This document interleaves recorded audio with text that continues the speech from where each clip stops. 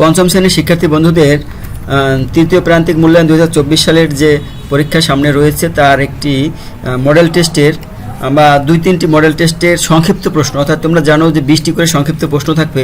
তো তোমাদের সাথে কিছু সংক্ষিপ্ত প্রশ্নের সাজেশন নিয়ে আজকে এই ভিডিওটি সাজিয়েছি।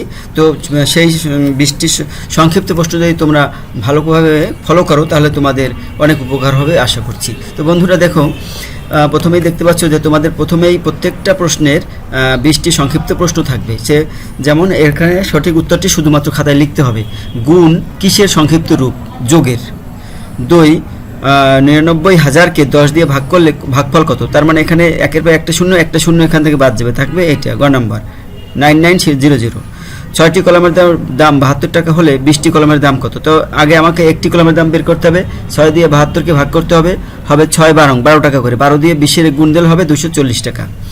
24 বিয়োগ 18 ভাগ 3। তো আগে এই ব্র্যাকেটের বিয়োগটা করতে হবে। 18 দিয়ে 24 দিয়ে 18 গেলে থাকে 6 দিয়ে আবার 3 দিয়ে ভাগ দিলে হবে 2। এভাবে দেখো, এভাবে তোমরাও করবে।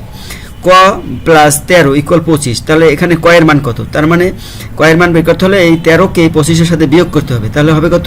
12। কত হবে কয়ের মান? 12। এরকম তোমরা কিন্তু আমি তোমাদের সাথে 40-50টি সংক্ষিপ্ত প্রশ্ন আলোচনা করব।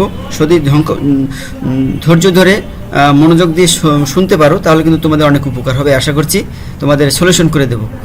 দেখো 6 নম্বরে 6 গুণ ক যোগ 3 ইকুয়াল 33 হলে কয়ের মান বের করো। এখন এইখানে দেখো যোগ 3, তার মানে 30-এর পরে যে 33 রয়েছে, এই 3 তো এখানে আছে, আর এখানে লাগবে 30। তো 6 আছে, কতরে গুণ দিলে 30-এর 6 দিয়ে ভাগ দিলে 530, তার মানে 5 হবে।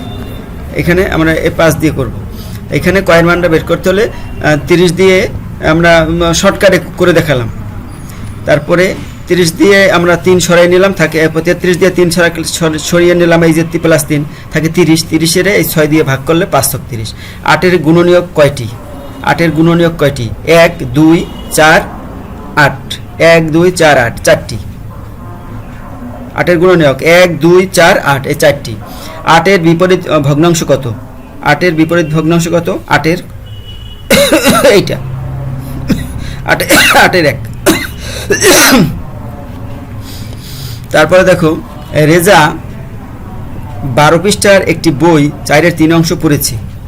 সে কত পৃষ্ঠা পড়েছে? অর্থাৎ 4 দিয়ে 12-এর ভাগ কাটাকাটি করবো। 4 দিয়ে 12-এর ভাগ করলে কত? 3। 3 দিয়ে 3-এর গুণ করলে কত? 3 3 9, এই 9 হবে। বুঝতে পেরেছো বন্ধুরা? 4 দিয়ে 12-এর ভাগ কাটাকাটি করলে উপরে নিচ তাহলে হয় 3 3 3 আর 9, উপরের 3। উপরে 3 দিয়ে 3-এর গুণ। এবার 12কে 2.4 দ্বারা ভাগ করলে কত হবে? 12কে এর দ্বারা ভাগ করলে, তাহলে এখন দেখো এটা যদি আমরা ভাগ করি কত হবে? 5 দিয়ে ভাগ করলে 5 2 10 আর 4 5 20, তাহলে 5 হবে নাকি? আমরা একটা দশমিক উঠাই নিলাম, আর দশমিক হলো 24, আর এখানে ওই 120-এর 12-র সাথে যদি আমরা একটা শূন্য বসিয়ে দিই তাহলে হয় 120।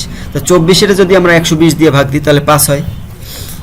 তারপর দেখো 1.248কে কত দ্বারা ভাগ করলে ভাগফল এত হবে? কত দ্বারা ভাগ করলে ভাগফল এত হবে? তার মানে এইটা দিয়ে আবার এইটাকে ভাগ করলেও হয়। দেখো 1 পয়েন্ট এতকে কত দ্বারা ভাগ করলে ভাগফল এত হবে? কত দ্বারা ভাগ করলে,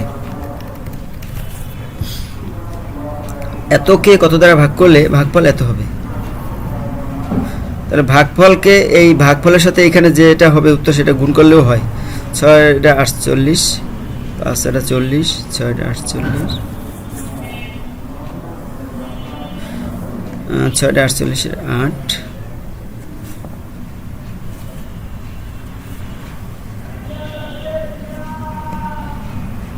এই গ উত্তর হবে। এটা আমরা আবার শেষে মিলিয়ে দেখব। এখানে আমার সম্ভবত এখানে আমার ক্যালকুলেটর নেই, ক্যালকুলেটরটা আছে এখানে, তোমরা একটু খাতা করে দেখবে। ক্যালকুলেটর নেই? আচ্ছা, 22 46 এবং 60 এবং 72 সংখ্যা 4টির গড় কোনটি? তাহলে এই 4টা যোগ করে আমরা 4টা যোগ করে 4 দিয়ে ভাগ করব। 22 যোগ 46 যোগ তারপরে 60 যোগ 72, এই 4টা যোগ করব, তারপর ভাগ দেব 4 দিয়ে। কত হয়? 50 হয়। কত হলো? 50। এটা 50। এবার আমরা একটু উপরের দিকে যাই, শূন্যস্থানও কিছু রয়েছে। বিনিয়োগকৃত টাকাকে কি বলে? আসল, সুদ, সুদাসল, মুনাফা। আসল বলে, বিনিয়োগকৃত টাকাকে আসল। 150 টাকার 20% সমান কত টাকা? 120% মানে 10%-এ হয় 15 টাকা, 20%-এ 30 টাকা, তার ডবল। তারপর যে চতুর্ভুজের এক জোড়া বাহু সমান্তরাল তাকে কি বলে? আয়ত। আয়ত, হ্যাঁ আয়ত। তারপর দেখো সামান্তরিকের ক্ষেত্রফল নির্ণয়ের সূত্র কোনটি? সামান্তরিকের ক্ষেত্রফল, সামান্তরিক দৈর্ঘ্য গুণ প্রস্থ, ভূমি দৈর্ঘ্য গুণ প্রস্থ, ভূমি গুণ উচ্চতা, ভূমি গুণ উচ্চতা। সামান্তরিকের ক্ষেত্রফল হলো ভূমি গুণ উচ্চতা। তারপর দেখো একটি ত্রিভুজের উচ্চতা এত কিমি এবং ক্ষেত্রফল এত বর্গ কিমি হলে এর ভূমি কত? তার মানে এই ক্ষেত্রফলকে এটা দিয়ে ভাগ, তাহলে 1.2-কে 0 ভাগ দিয়ে ভাগ করবা বন্ধুরা। দেখো 1.2 ভাগ 0.6 ইকুয়াল কত হয়?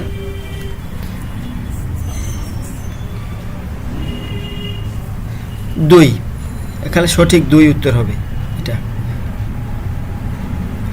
ইংরেজি কোন মাস 28 দিনে হয়? ফেব্রুয়ারি। আমরা জানি যে ফেব্রুয়ারি মাস 28 দিনে হয়, তোমরা এটা সবাই জানো। তারপর দেখো টেলিচিহ্নের সাহায্যে 11 কোনটা হবে? এইটা প্রথমটা, ক।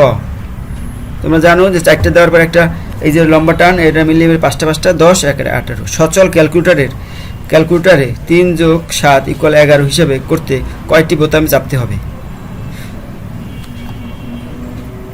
এখানে একটু সমস্যা। সচল ক্যালকুলেটরে 3 + 7 = 11 হিসাব করতে কয়টি বোতাম চাপতে হবে? এখানে তো যোগ করলে হওয়ার কথা 10, তাহলে এখানে হয়তো 10-এ ভুল করে হতে পারে। তবে কয়টি বোতাম? 3, 1টা যোগ 1টা 7 1টা, এই 3টা। তারপরে একবার দিতে হবে ইকুয়াল, 4টা বোতাম চাপতে হবে। ইকুয়াল না দিলে আসবে না। অনেক সময় যোগ চিহ্ন দিলেও 3টা দিলেও অনেক সময় এসে যায়, তবে 3 যেহেতু দেওয়া নাই আমাদের 4টা পর্যন্ত দিতে হবে।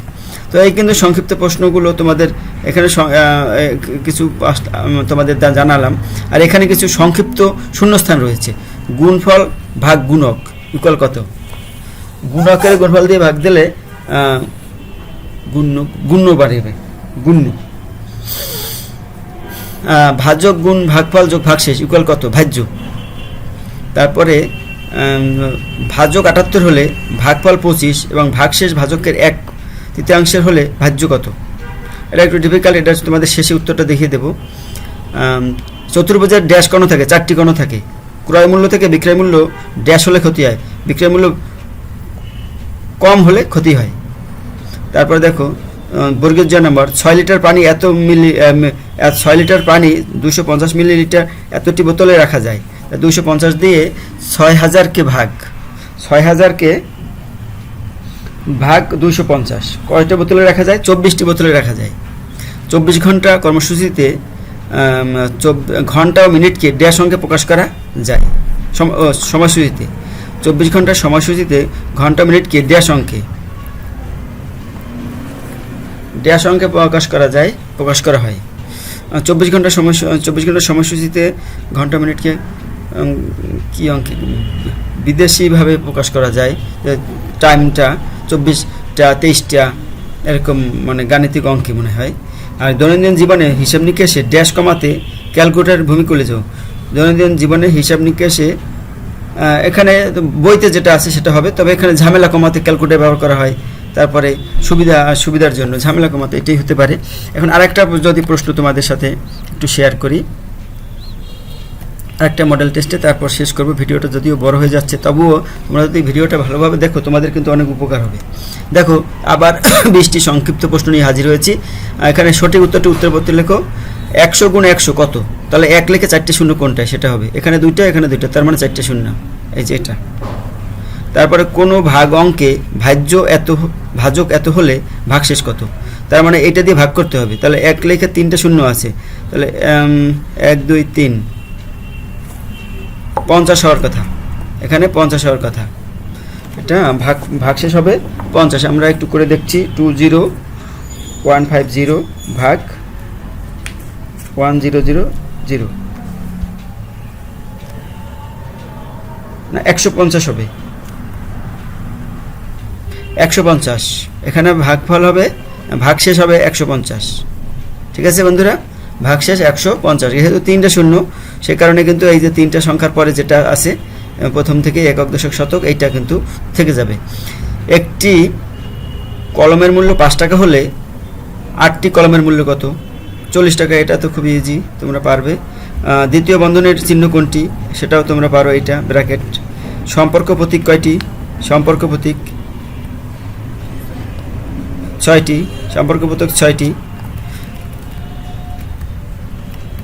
তারপর দেখো ক মাইনাস 15 গুণ 3 সমান 30 হলে, তাহলে আমাদের এইখান থেকে এমন একটা সংখ্যা যাকে 15 বিয়োগ দেওয়ার পরে 3 দিয়ে গুণ দিলে তাকে 30 হবে। তাহলে কি হতে পারে? 3 দিয়ে গুণ দিলে হবে 30, তাহলে 10 বানাইতে হবে। তো 10 বানাইতে গেলে তাহলে ককে 25 বানাইতে হবে। 25 10 3 10 কে 30 হবে। আর এই জায়গায় গুণের কাজটা মনে হয় আগে করছে। 3 × 45। ও এখানে 75 করছে। এখানে বিষয়টা দেখো, এই গুণের কাজটা 3 আর 15 গুণ করলে হয় কত? 3 × 45। তো 45 থেকে 45 সাথে 30 যোগ করলে হয় কত? 75। তাহলে এখানে ক হবে 75। এখানে এই নিয়মে করা হয়েছে। 3 × 45, 45 এর 30 এর সাথে যোগ করা হয়েছে, যোগ করলে এখানে 75 হয়েছে। 3 ও 4 এর লসাগু কত? 12। 3 ও 4 এর লসাগু 12। এবং 7 এর 6 ভাগ 2 এর কত? এখন এটাকে আমরা গুণ দিয়ে কাটাকাটি করলে, তাহলে গুণ দিয়ে 2 উল্টিয়ে যাবে। 2 এখন উপরে আছে, নিচে চলে আসবে। তো নিচে থাকার অবস্থায় নিচের 2 এর সাথে উপরের 6 কাটাকাটি হলে থাকে গিয়ে 7 এর 3। 7 এর 3 এটা থাকবে। তারপর 7 এর একটা দেখো, 7 এর সাথে এর বিপরীত ভগ্নাংশ গুণ করলে গুণফল কত হবে? 7 এর সাথে এর বিপরীত ভগ্নাংশ গুণ করলে, বিপরীত ভগ্নাংশ মানে 7 গুণ 7 এর 1, তার কাটাকাটি গেলে 1 হবে উত্তর। নিচের 7 উপরের 7 কাটাকাটি হয়ে অ্যান্সার হয়ে যাবে 1। 0.1 গুণ 0.3 কত? তো 3 হবে, 3 অক্ষে 3, আর এখানে 1 সংখ্যা, এখানে 1 সংখ্যা, 2 সংখ্যার পর দশমিক হবে। এই যে ক উত্তর হবে 1 2, 2 সংখ্যার পর দশমিক, দশমিকের পর 0। আর এইরকম অঙ্ক কিন্তু থাকবেই। সুতরাং এই যে 1 দিয়ে যে কটা সংখ্যা থাকে সেগুলো গুণ দেওয়ার পর যে কয়টা দশমিক থাকবে, সেই দশমিক সংখ্যা কটা এই এককের পর থেকে বাম দিকে নিয়ে তারপর দশমিক দিলেই হয়ে যায়। 0.4 মিটার সুতার দাম 0.4 মিটার সুতার দাম এত টাকা হলে প্রতি মিটার সুতার দাম কত? এটা তোমরা একটু ভাগ করবে। এত মিটার সুতার দাম এত টাকা হলে প্রতি মিটার, তাহলে 7.336 ভাগ দেবে 0.4 দিয়ে। 18.4 আছে নাকি? এই যে 18.4, এটা উত্তর। 7টি সংখ্যার যোগফল দেওয়া আছে, তাদের গড় নির্ণয় 7 দ্বারা সংখ্যাগুলোর যোগফলকে কি করতে হবে? আচ্ছা, 7টি সংখ্যার যোগফল দেওয়া আছে, বুঝতে পারছো? তাদের গড় নির্ণয় 7 দ্বারা সংখ্যাগুলোর যোগফলকে কি করতে হবে? ভাগ করতে হবে। ঠিক আছে, এবার আমরা দেখি, উপরের দিকে যাই। 13 নম্বরে 4 এর 3 কে শতকরায় প্রকাশ করলে কি হয়? তা 4 এর 3 গুণ শতকরায়, যেহেতু 100 উপরে 100% আর কি, 100% দিয়ে গুণ দিলে তাহলে 4 দিয়ে 100 এর গুণ দিলে হবে যাইয়া 4 25 100, তাই 25 দিয়ে 3 এর গুণ দিলে 75, 3 25 75% হবে, 75%। বুঝতে পারছো বন্ধুরা? 4 এর 3 গুণ 100%, তো 100 এর যদি 4 দিয়ে ভাগ কাটাকাটি করি, তাই উপরে থাকে 25, 25 দিয়ে 3 এর গুণ করলে 3 25 75%। বার্ষিক মুনাফার হার 5% হলে 200 টাকার 2 বছরের মুনাফা কত হবে? তাহলে 100 টাকার 1 বছরের মুনাফা 5 টাকা, তাহলে 200 টাকার 1 বছরের মুনাফা কত? 10 টাকা, আর 2 বছরে 20 টাকা। হ্যাঁ, আছে 20 টাকা, হ্যাঁ 20 টাকা। 50 ডিগ্রি কোণের পূরক কোণ কত?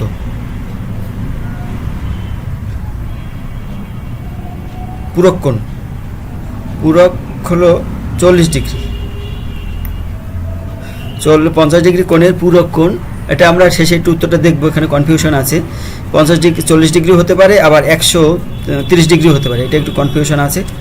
তারপরে দেখো, একটি আয়তকার দৈর্ঘ্যের ক্ষেত্রের দৈর্ঘ্য 10 মিটার, প্রস্থ 5 মিটার হলে ক্ষেত্রফল কত? 5 10 কে 50, এর ক্ষেত্রে সহজ আছে।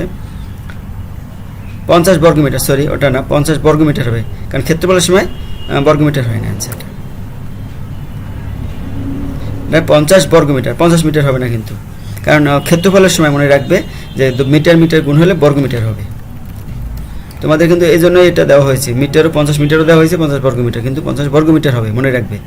একটি বর্গাকার ক্ষেত্রের বাহুর দৈর্ঘ্য 5 সেমি হলে ক্ষেত্রফল কত? বর্গাকার, তার মানে 4 বাহুর সমান 1 বাহু গুণ 1 বাহু 25 বর্গ সেমি, এটাও খ। তারপর দেখো, নিচের কোন সালটি অধিবর্ষ যা 4 দিয়ে ভাগ গেলে ভাগফল থাকে না, সেটা কিন্তু অধিবর্ষ। এখন দেখো, নিচের কোন সালটি অধিবর্ষ?